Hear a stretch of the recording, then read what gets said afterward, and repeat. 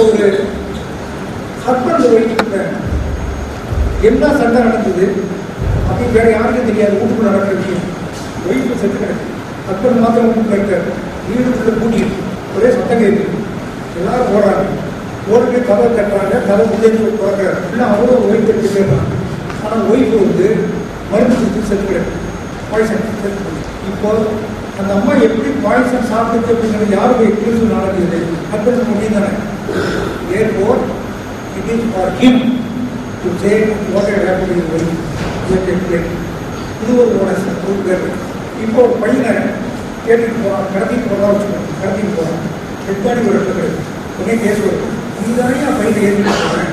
அம்மா நல்லா ஏற்றிட்டு மருத்துவமாயிடுச்சு. அந்த பையன் என்ன ஆகுது உனக்குன்னு தெரியும். அப்போ அந்த இடத்துல ஒரு எக்ஸ்பிளைன் பண்ணணும். இப்படி நான் போன ரைட்டு வெள்ளாண்டு போன இடத்துக்கு தண்ணி போவாங்க, நான் போயிட்டுருக்கேன் அப்படின்னு ஒரு எக்ஸ்பிளனேஷன் கொடுத்து அதை ப்ராபர்டைஸ் பண்ணிட்டா தென் நீ டிஸ்சார்ஜ் இம்பார்ட்டன்ட் 106. ஒன்றுமே சொல்கிறேன்னா கோர்ட்டுக்கு போகிறது இது ஒன்றா டிஸ்சார்ஜ் இம்பார்ட்டன்ட் 106. அதனால் பிள்ளை இந்த பாடி செத்துக்கிட கட்டி நீ தானே காரணம் இது போட முடியும். அவங்க ரிசப்ஷன் இதான் burden of proofing a criminal case is not exclusively for the prosecution. Burden of proof of the guilt is of course exclusively for the prosecution, but in the process we have to have certain amount of burden in certain circumstances only, as I have explained. இதுதான் criminal கேஸில் ப்ராசிக்யூஷனுக்கு burden கொடுத்து at least bonus புரிஞ்ச யாருக்கும் பதில் சொல்லி அப்போ நான் கேட்குறேன், எனக்கு புரியல. ஒருத்த கை சொன்னேன், நான் பதில் சொல்கிறேன் சார், நீங்கள் கேட்டு ஒரே எல்லா கேட்டு பார்த்து சரியாக வரேன். ஒரே ஒருத்தர் நீங்கள் என்ன கேட்கலாம் கேட்டுட்டு நான் பதில் சொல்கிறேன், புரியுற கேட்டுலாம் கேட்பேன்.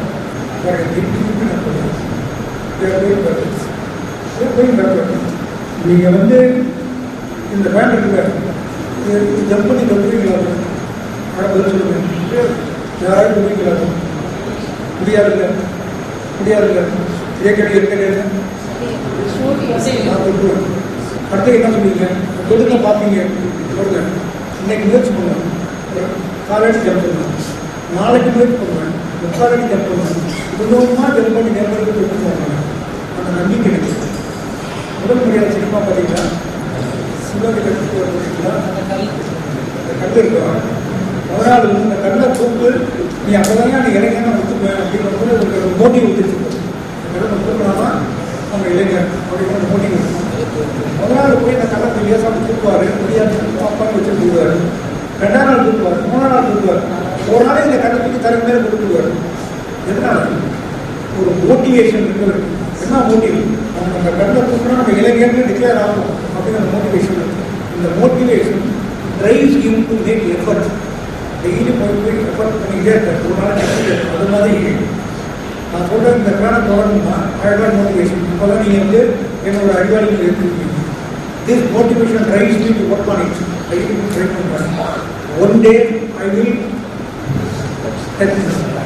இல்லாட்டி எவரெஸ்ட் மனுஷன் போயிருக்க முடியுமா? எவரெஸ்ட் போனது இப்போ எப்படி எல்லாருமே பார்த்துக்காம போயிடுச்சு. அதனால் இப்போ சொல்லுங்கள், இந்த கதை கேட்டதுக்கு பிறகு நான் உங்களுக்கு கேள்வியான பதில் சொல்ல சார் நான் உங்கள்கிட்ட கேள்வி கேட்பேன். புரியுங்களா? In a criminal case, whether the prosecution gets burden of proof or bonus of proof. Burden of proof. Very good, very good. What is the role of the accused in the matter of proof? Whether it is bonus or it is burden. Bonus. What is the difference between these two? Burden of proof is beyond reasonable doubt. Bonus is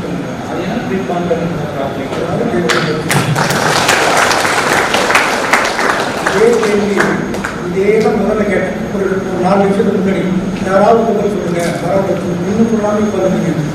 இப்போ நான் கதையை சொல்லி நீங்கள் சொல்லுங்க, நீங்கள் சொல்கிறேன். ரொம்ப கரெக்டாக சொல்லிங்க, முதன்முறையாக சொல்லுங்க, கரெக்டாக சொல்லிங்க. இது எதை காட்டுது? எல்லாருக்கும் எல்லாம் தெரியும். யாரும் தெரியல நமக்கு, நம்ம ரொம்ப இன்ஃபீரியர் இருக்கிறதுக்காக வேண்டே வேண்டாம். சுப்பீரியர் எல்லாருக்கும் எல்லாம் தெரியும். வெளியில் வரணும், வெளியில் வந்து சொல்ல ஆரம்பிங்கன்னா எல்லாருமே வந்துடும். இப்போ அடுத்த சாப்டர் நம்ம போகிற போது இப்போ இது மாதிரி இன்னொருத்தர் சொல்லினாரு, திரும்ப கை தூக்கி உண்மையாக கை தூக்குறாங்க 2 பேர். அப்புறம் நீங்களாம் கை தூக்கிங்களா இல்லையா? சும்மா போது கை தூக்குற முதல் மரியாதை அப்புறம் தான் இப்போ கொடுத்தா இப்போ 2வது மரியாதை, முதல் மரியாதை அவர் தான். என்ன சொல்லுங்க, சத்தம் சொல்லுங்க. How to prove a public document when it was destroyed or contributed out? How to prove a public document when it was destroyed or contributed out? பரதந்தி நடக்கிறது ஏன் பரட்டேன். இது ஒன்றும் பெரிய விஷயம் இல்லை. பிரைமரி எவிடன்ஸ் டாக்குமெண்ட், காப்பி மேற்கொண்டு secondary evidence, oral evidence is secondary evidence. Evidence Act permits you when the original is not able to be produced, or some reason whether it is destroyed or thrown away, or it is in the hands of the other accused of the person party who refuses to put respect notice. In the circumstances where you are permitted to need oral evidence, to need secondary evidence. ஒரு copy எப்பயாவது நம்ம certificate copy இல்லைன்னா நீங்கள் போகலாம். Public document certificate copy அப்படி இல்லையா, oral evidence secondary evidence. காசுலாரே கூப்பிடுங்க, கூப்பிட்டு நம்பர் இந்த ஃபைல் அப்படி இருக்கு, அந்த ஃபைல் அப்படி இந்த ஃபைல் அப்படி இருக்கு, ஒரு பட்டா டிரான்ஸ்ஃபர் ஆர்டர் அவங்க வச்சுக்கோங்க. இப்போ காசுலாரை கூப்பிட்டு அவர் வந்து சொல்லுவார், பட்டா டிரான்ஸ்ஃபர் அந்த ஃபைல் வந்து போன வருஷம் மழையில் டெஸ்டாக இருந்துச்சு அப்படின்னு. சரி, ஆனால் பட்டா இதுக்கெல்லாம் டிரான்ஸ்ஃபர் பண்ணி எதை வச்சு சொல்கிறீங்க அப்படின்னா, இவர் அப்ளிகேஷன் கொடுத்ததுக்கு உண்டான ரிஜிஸ்டர் இருக்குது கரெக்டாக, அதில் வந்து அந்த நம்பர் வந்து இப்போ நம்ம 15வது நம்பர் தான் இது. அதுக்கப்புறம் வந்து பட்டா ட்ரான்ஸ்ஃபர் பண்ணுற இதில் ஆர்டரில் அந்த 15வது நம்பர் ஃபைலு பேர் இதெல்லாம் இருக்குது, டேட் ஆஃப் ஆர்டர் இருக்குது. அதனால் இதன் மூலமாக இந்த ஒரிஜினல் ஆர்டரில் இவர் ட்ரான்ஸ்ஃபர் ஆகிடுன்னு தெரியுது அப்படின்னு ஓரல் எவிடன்ஸ் சொல்கிறாரு. Producing circumstantial evidence, relevant evidence எல்லாம் கொடுக்கிறது. இந்த based upon the relevant documents, நான் சொன்ன relevant document and from oral evidence it can be prove that what was the public document வந்து இது மாதிரி வந்து போட்ட ஆர்டர் இதுதான் அப்படிங்கிறது it can be perceived. It mean by proving certain other facts which are relevant. You are requesting the court to presume the proof of that other presumption. Other presumption by proving one fact, you request the court to take the other proof or other fact is proved. These are very good. Next. In the suit, money suit, sir, I am for the defendant's legal heir, sir. My husband alleged to have executed a promissory note. Now he is deceased. I am for the defendant. He alleged to have. He is no more now. I am the defendant's legal heirs in the promissory suit. You are talking. I am for. I am defendant legal heirs. Very good. Now, Lordship, they alleged that there is a promissory note executed. I am not a party to the promissory note, so I cannot deny it. The plaintiffs, they themselves, Lordship, applied for the expert opinion, and the opinion came saying that it is not his signature, my husband's signature, but they have not marked it. Unfortunately, Lordship, the defendants also in the suit, original suit, they have not marked it, but the document is available with the court. The court has not considered it. Court cannot consider. நல்லா கேள்வி புரியுது. ஒரு வாதி சூழ்ந்து போடுறாரு, யார் பேர் building கேஸாமா?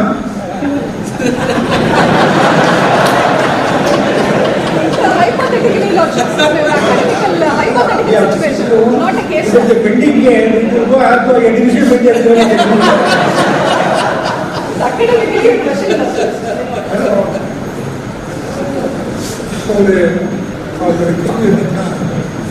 சூட்டு sir promissory note suit note எழுதி செலுத்திட்டார். அவங்களோட வாரிசுகள்லாம் வந்து டிபெண்டன்ஸ் இவங்க ரிட்டர்ன் ஸ்டேட்மெண்ட் போட்டுருக்காங்கல்ல, return statement promissory note improve பண்ணியிருக்காங்க. இப்போ இவங்க ஒரு ஸ்டெப்ஸும் எடுக்கல. லைட்டி பேர் கம்பேரிசன் பண்ணிருக்காரு. எக்ஸ்பர்ட் ஒப்பீனியன் வருது, கையெழுத்து இல்லை, அது நமக்கு சாதாரணமாக இல்லைன்னு அப்படியே மார்க் பண்ண விட்டாங்க.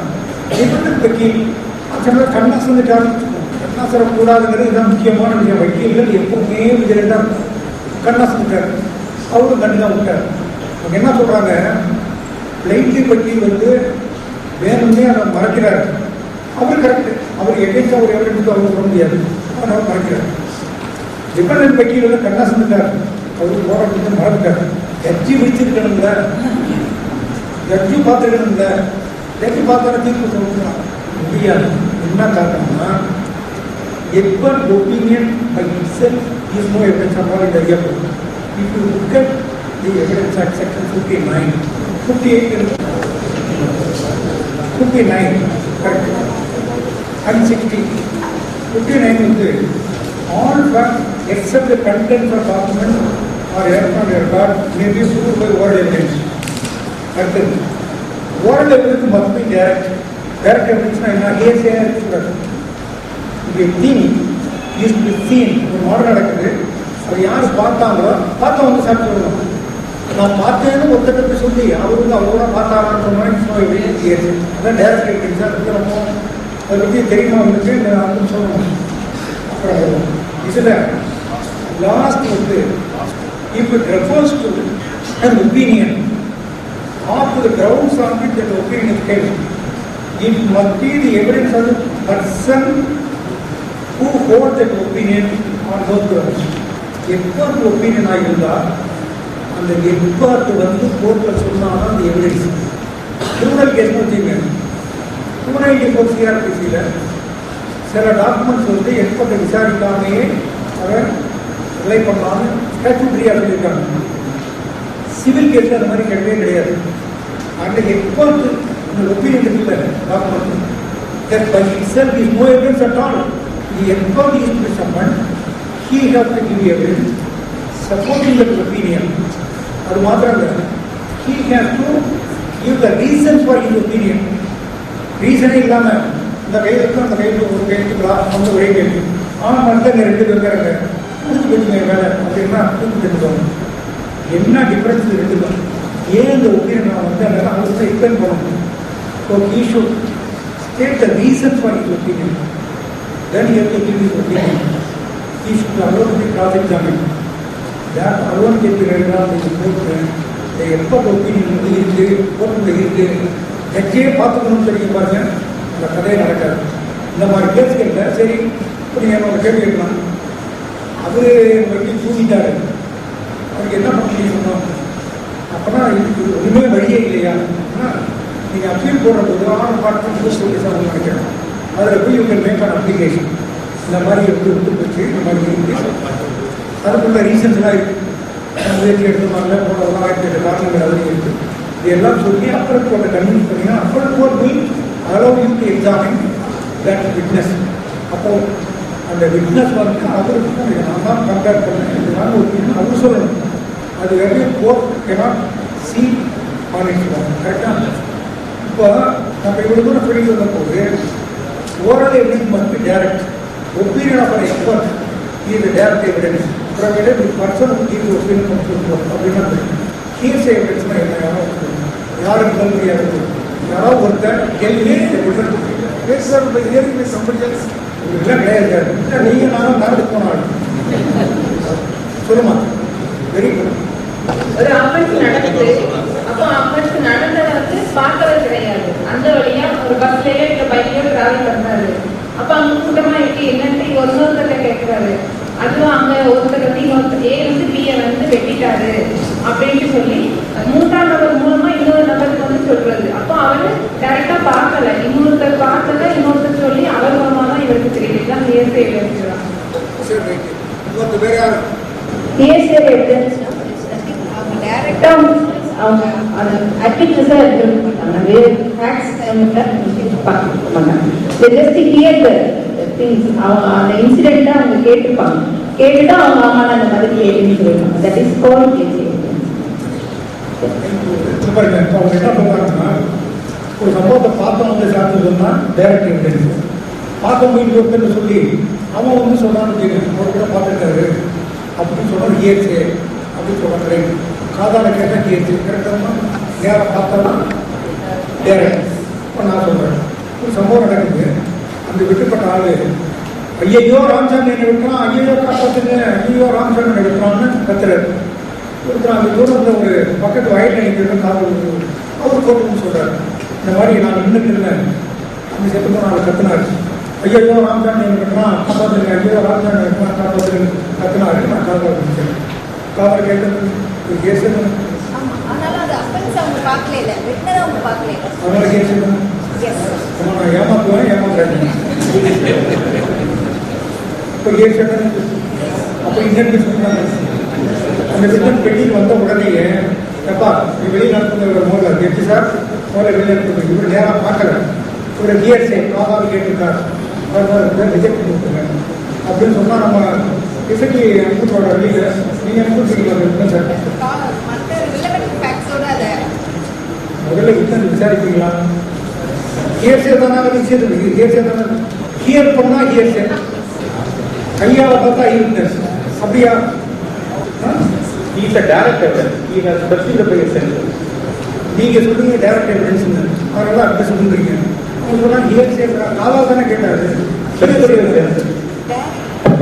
Perceived by senses. ஹியர்ஸேன்னு சொல்கிறாங்க, காதலால் கேட்டது ஐம்புலன்களால உணர்றாங்க. இது வந்து direct evidence. Eyewitness. இல்லை அவங்க பார்க்கல, வெட்டுறாங்க கொல்ல போறாங்கன்னா பட் கொன்னது பார்க்கல, சொல்லி டேரக்ட் எவிடன்ஸ். கரெக்டு தம்பி, காதல் வாங்கிட்டீங்கல்ல, கண்ணால் பார்க்கல காதலாக கேட்டுருக்காங்க, டைரக்ட் எவிடன்ஸ் கேட்கவே அடித்து பேசுகிறாங்க. நீங்களும் அடித்து சொல்லுங்க, ஏன் நீங்கள் சொன்னாங்க ரைட்டு. தெளிவான எவிடன்ஸ் இருக்கு, டிஎன்எஸ்மே இருக்கு. டைரக்ட் எவிடன்ஸ் வந்து கண்ணால் பார்த்தவங்க, காதால் கேட்டவங்க, பெர்சீவ்ட் பை சென்சஸ். ரொம்ப கரெக்ட். இப்போ வரும் உங்க விஷயத்துக்கு வருது.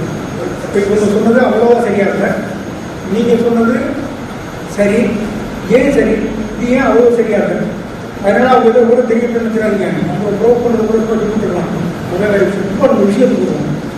டைரக்ட் எவிடன்ஸாக இப்போ ஓரல் எவிடன்ஸ் மத்து டைரக்ட் அப்படின்னு செக்ஷன் 59 ஓரல் எவிடன்ஸ் மத்து டைரக்ட். டைரக்ட் எவிடன்ஸ்னால் என்ன அப்படிங்கிறத நெக்ஸ்ட் செக்ஷன்லேயே சொல்கிறாங்க. டைரக்ட் எவிடன்ஸ்னால் என்ன? If a fact or a thing, if a thing is capable of being seen, a fact which could be seen. ஒரு ஃபேக்ட் ஏ பிஏ வெட்டார், இதை பார்க்கக்கூடிய ஒரு ஈவெண்ட் இருக்கு இல்லையா? If the fact is capable of being seen, it should be the evidence of the person who say yes I saw. I want eyewitness. If a fact is capable of being heard, it should be the evidence of a person who has heard it. That is also direct evidence. That is also direct evidence. எப்படின்னா இது இருக்கு, இது சம்பவத்தை பார்த்துட்டு அப்புறம் வந்து 3 நாளுக்கு சொல்கிற விஷயம் இல்லை. அங்கேயே சம்பவம் நடக்கையிலேயே ஐயோ ராமச்சந்திரன் வெட்டுறான், அவங்க உயர்ந்த காப்பாதுங்கிறாங்க. அவர் சொல்கிற விஷயம் பாருங்க, அந்த ரெஸ்கெட்டு அவர் சம்பவத்தில் அவர் கத்துறது இல்லை. It is a fact to be heard. இந்த ஹர்ட் பை சம்பவம் that person comes to the court to give evidence. Is evidence from the direct evidence.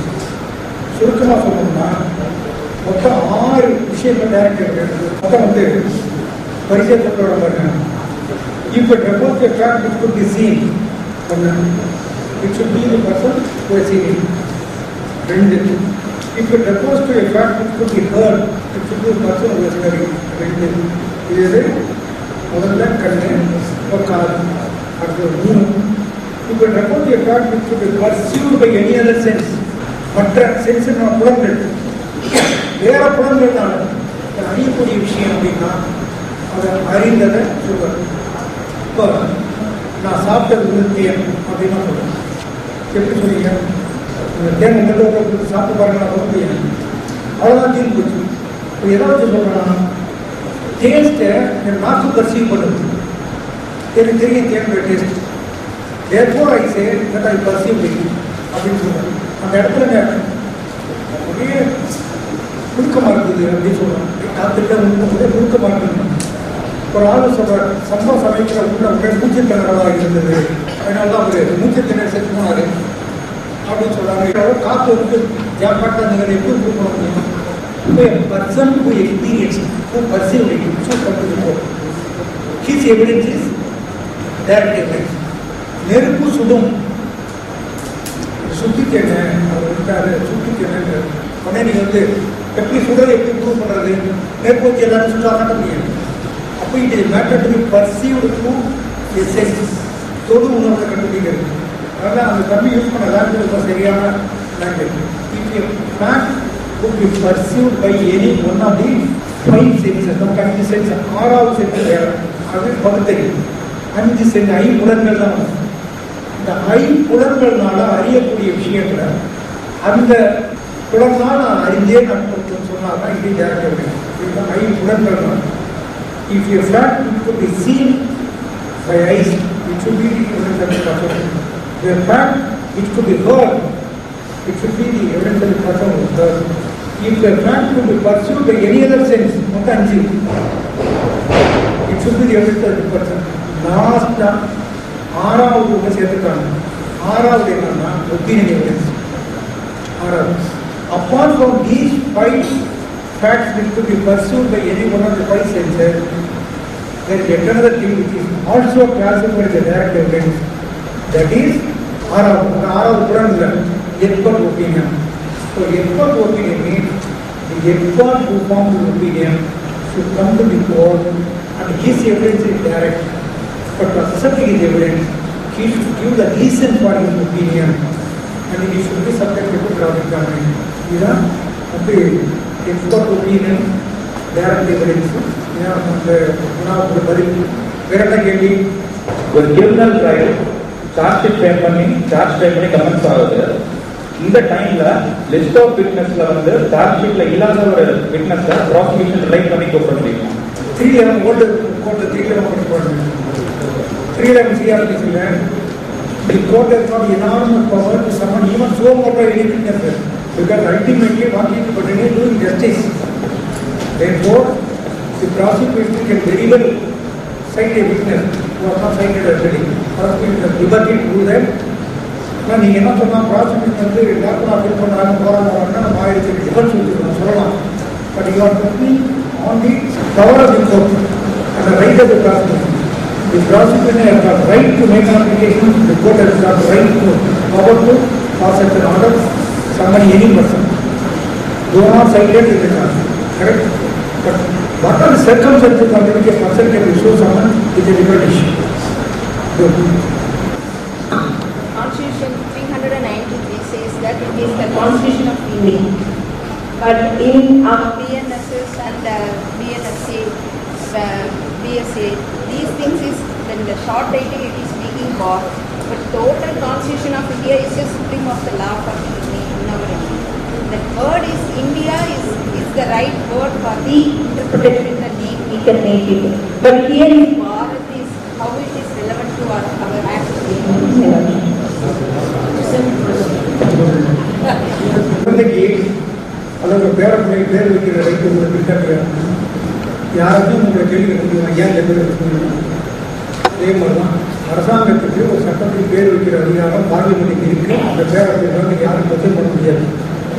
இந்த நாடு வந்து பாரதா இந்தியாவா கான்ஸ்டியூஷன் இந்தியா தட் இஸ் பாரத்ங்கிற வார்த்தை இருக்கு. இதுதான் சட்டம் கேட்டா India that is Bharat constitution Very clearly it's a constitution. India, இந்த நாட்டுக்கு பேர் என்ன பாருங்க. India, we the people of India in the predominant India that is Bharat அப்படின்னு வார்த்தை இருக்கு. அதனால தான் வந்து இந்த நாட்டுக்கு வந்து 2 பேர் இருக்கு. பாரதம் சொல்லலாம், இந்தியாவும் சொல்லலாம். பாரத்துங்கிற பேர் சொல்லலாம். கரெக்டா?